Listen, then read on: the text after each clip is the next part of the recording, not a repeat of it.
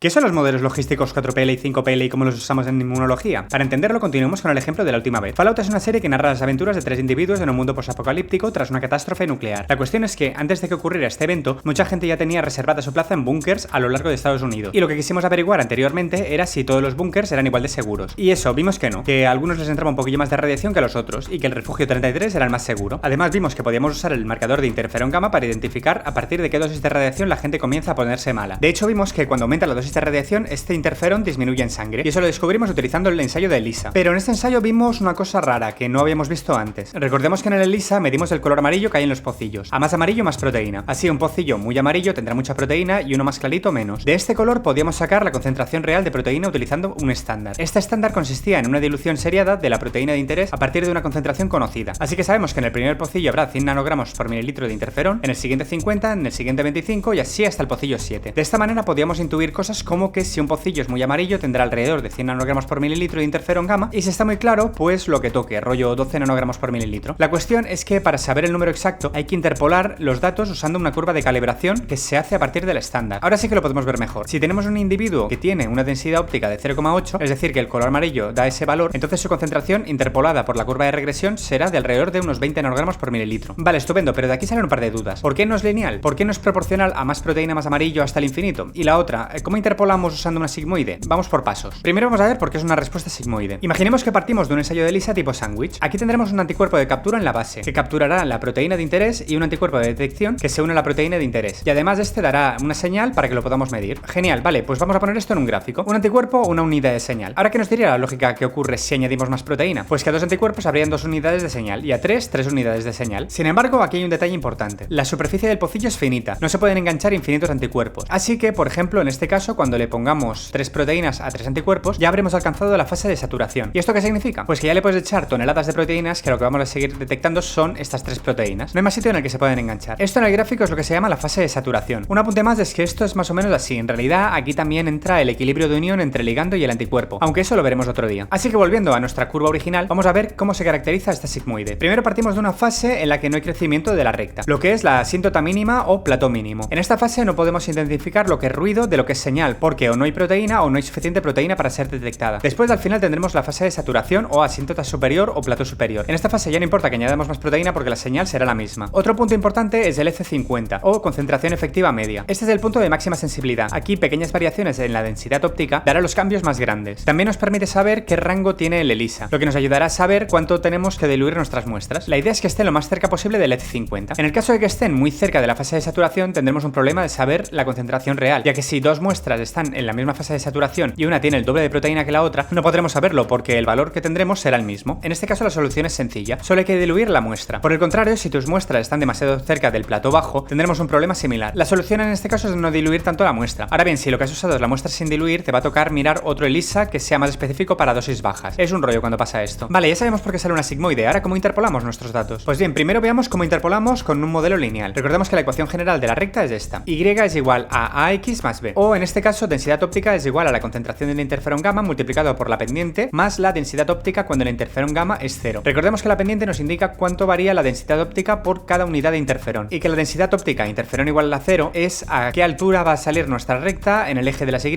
y punto de X igual a 0. Vale, si está todo claro, vamos a ponerlo en un ejemplo. Vamos a poner que nuestra pendiente es de 2 y que la densidad óptica de interferón gamma es de 0,1. Ahora queremos saber qué concentración de interferón es una densidad óptica de 0,5. Pues simplemente resolvemos la ecuación y esto nos da una concentración de 0,2 nanogramos por mililitro. Estupendo. Ahora, ¿qué pasa con la sigmoide? Pues ahora la cosa cambia un poquillo. Primero echemos un vistazo a la fórmula. Esto ya es un poco más complejo, ¿no? Primero vamos a cambiar las variables X e Y por las nuestras. Y ahora sí. Ahora vemos que la densidad óptica es igual a un montón de cosas que vamos a ir explicando. Bien, pues antes de nada, ¿qué vemos? 4 letras, ¿no? Pues estos son los 4 parámetros y por eso se llama 4PL el modelo. Vale, para empezar, el término A corresponde al valor del plató mínimo. Lo que habíamos dicho antes, que era la fase inicial, o ruido. El término D es el valor del plató máximo, o lo que era la fase de saturación. El término C es el EC50 que habíamos dicho antes, que es el punto medio entre el plató mínimo y el máximo. Y el término B es la pendiente de Hill. Es un término que controla la pendiente y que básicamente nos dirá si crece mucho o poco en esa parte de la gráfica. Vale, vamos a desarrollar un ejemplo poniendo A como 0,1, B como 2, C como 0,5 y D como 0,9. Ahora miraremos ese mismo valor de densidad óptica que habíamos usado en la regresión lineal y vemos que en este caso, resolviendo la ecuación, encontramos que la concentración es de 0,5 nanogramos por mililitro, que es diferente al 0,2 que habíamos visto con la regresión lineal. Así que sí, cambia mucho de un modelo a otro. Vale, ahora toca ver un pequeño detalle sobre el modelo que tenemos que usar para las curvas de regresión en el ELISA. Podemos usar un modelo 4PL o 5PL, aunque lo más común es el 4PL. ¿Pero qué diferencia hay? Pues bien, una característica del modelo 4PL es que es simétrico desde el punto EC50. Vamos a ver esto con un ejemplo. Imaginemos que nuestro valor de EC50 de interferón gamma para un valor de OD igual a 1 es de 50, y para 1,1 es de 55, y para 0,9, 45. Vemos que si aumentamos 0,1 unidades desde el EC, aumentamos el valor del interferón 5 unidades, y si disminuimos 0,1 unidades de OD, entonces disminuye el interferón 5 unidades. Esto es así porque el modelo es simétrico desde el EC50. ¿Qué pasa con el modelo 5PL? Pues que no es simétrico desde el EC50. Aquí vemos que la parte de arriba es más vertical que la de abajo. Y cuando hacemos el mismo ejemplo, vemos que los valores de interferón no cambian en la misma proporción. Vemos que si aumentamos el OD en 0,1, aumenta el interferón en 10 unidades, pero si disminuye 0,1, el interferón solo disminuye de 2. Así que esto no es simétrico. Solo por echar un vistazo a la fórmula, vemos que es igual a la 4PL, pero el denominador está elevado al término E, que es el ajuste de asimetría. Este nuevo parámetro suma el quinto a la 4PL, por eso se llama 5PL. Algún ELISA necesita este modelo, pero si no, por lo general se usan los modelos 4PL. Estupendo, pasemos ahora a los controles de calidad de la sigmoide. Primero recordemos que en la regresión lineal, la manera que teníamos para determinar si los puntos estaban bien ajustados a la recta era utilizar el R cuadrado. Este R cuadrado se obtiene dividiendo la suma de cuadrados de los residuos por la suma de cuadrados totales. Recordemos que el cuadrado de los residuos era la resta entre el valor de Y observado menos el valor de Y esperado, que es el Y de la recta. Y todo esto al cuadrado. Y los cuadrados totales son los valores de Y observados menos el valor medio de las Y observadas al cuadrado. Vale, al final esto nos dará un R cuadrado. Recordemos que si el valor está cerca de 1, el ajuste es bueno, y si está cerca de 0, el ajuste es malo. Ahora bien, ¿qué pasa con la sigmoide? Pues en este caso podremos hacer algo parecido, sin embargo el R cuadrado no significará exactamente lo mismo al no ser lineal. Aquí podemos usar la fórmula del R cuadrado teniendo en cuenta que la Y esperada para el cálculo del cuadrado del residuo será interpolada por la curva 4PL. En este caso el R cuadrado será un indicador de bondad del ajuste. Sigue sirviendo, pero para este tipo de curvas usaremos otras métricas para identificar qué también se ajusta a la recta a nuestros datos. Y estas serán el porcentaje de desviación de cada punto y el porcentaje de coeficiente de variación entre los triplicados. El porcentaje de la desviación lo calcularemos dividiendo la diferencia absoluta entre el valor observado y el esperado del ajuste por el valor esperado, y todo esto multiplicado por 100. Así terminaremos con un gráfico en el que veremos todos los puntos y sus porcentajes de desviación respecto a nuestra curva. Aquí podremos poner algún tipo de límite, rollo 15% o 20%, y ver qué puntos se desvían más. Si hay muchos puntos malos, puede que la curva no esté bien, pero si no hay ninguno o son poquitos, podemos seguir adelante con el análisis. Y en cuanto al coeficiente de variación, aquí lo que haremos será ver cuánto varían los triplicados para cada concentración. Esto lo haremos dividiendo la desviación estándar del triplicado por su media y multiplicándolo por 100. Así terminaremos con un gráfico de barras donde cada barra corresponderá a una concentración. Así podremos ver si los triplicados han salido bien o no. A veces pasa que en los extremos de la curva de los ELISAs hay mayor variabilidad en estos puntos. Sin embargo, lo mismo, trazamos un umbral con un máximo del 15 o el 20% y decidimos si está bien o no según si hay muchos valores que sobrepasen ese umbral. Vale, ya sabemos cómo se hace el control de calidad para nuestra curva. Pero ahora tenemos que preguntarnos, ¿todas nuestras muestras sirven? ¿Qué límites de detección tiene el ELISA? Primero, el límite más obvio se marcará para identificar si nuestros datos están por encima o por debajo del ruido. Es decir, si nuestros valores están por encima de donde no debería haber proteína. Para marcar esta frontera miraremos el triplicado de nuestras densidades ópticas de nuestro blanco, o sea, cuando no hay proteína. Haremos la media y sacaremos la desviación estándar. Y para nuestro límite de detección consideraremos que será la media del blanco más 3 veces su desviación estándar. El 3 puede cambiar por otro valor si queremos, pero 3 ya es bastante justo. De esta manera consideraremos que todos los puntos que estén por debajo de este límite de detección formarán parte del ruido y no deberán considerarse para el análisis. Vale, ahora todos los datos por encima del ruido son cuantificables. Tenemos que definir cuánto de mi curva de regresión puedo creerme, o sea, qué rango es fiable. Para ello marcaremos dos fronteras, el límite bajo de cuantificación y el límite alto. Para el límite bajo tenemos algo parecido al límite de detección. Nuestro límite bajo será la media del blanco sumado a varias veces, por ejemplo 10 veces su desviación estándar. Miraremos en qué concentración cae eso y lo marcaremos como nuestro límite bajo. Aparte de eso, el límite deberá pasar los controles de calidad que hemos visto antes, es decir, el porcentaje de CV y la desviación estándar inferior al 20%. En cuanto al límite alto, este simplemente será el valor más alto que respete los controles de calidad. Lo mismo, por debajo del 20% para ambas métricas. De esta manera, sabiendo nuestro límite alto y el bajo, tendremos nuestro rango fiable del ELISA. Así que, ¿qué concluimos de nuestro ELISA de interferón gamma? Pues bien, al principio vimos que a mayor dosis de radiación, menor era la concentración de interferón gamma en sangre. Inicialmente, esto ya nos parecía bien. Cuando aplicamos los controles de calidad y los límites de detección, vemos que hay algunos individuos que no lo pasan. Aquí lo hemos marcado con puntos rojos. Sin embargo, el 98% de los datos están bien. Así que, ¿qué hacemos con estos puntos? ¿Los quitamos? Pues la cosa es que no podemos quitarlos a no ser que de verdad sepamos que vienen de un error técnico. O si reconocemos que estos individuos tenían algo raro, por ejemplo, que ya estuvieran inmunodeprimidos antes de recibir ningún tipo de radiación. Esto podría permitirnos excluirlos del análisis si lo consideramos conveniente. Sin embargo, hay varias maneras de tratar este tipo de puntos, pero eso lo veremos otro día. Y eso ha sido más o menos qué son los modelos 4PL y 5PL y cómo los aplicamos en inmunología.